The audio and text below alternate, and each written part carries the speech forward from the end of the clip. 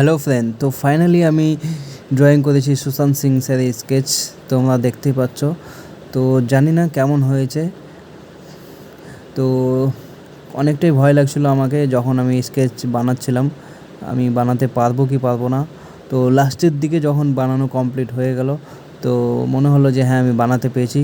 তো খুব সুন্দর একটা স্কেচ তৈরি হয়েছে। আর এই স্কেচ বানানোর জন্য আমি যে পেন্সিলটা ইউজ করেছি সেটা হচ্ছে ব্রুস্টো আর্টিস্ট পেন্সিল। তো খুব সুন্দর একটা পেন্সিল, আমি অনেকগুলো স্কেচ বানিয়েছি এটা দিয়ে। তো খুব সুন্দর সুন্দর স্কেচ তৈরি হয়। আর এটা তোমরা অনলাইন থেকে পেয়ে যাবা, ফ্লিপকার্ট থেকে বা অ্যামাজন থেকে অর্ডার দিলে পেয়ে যাবা।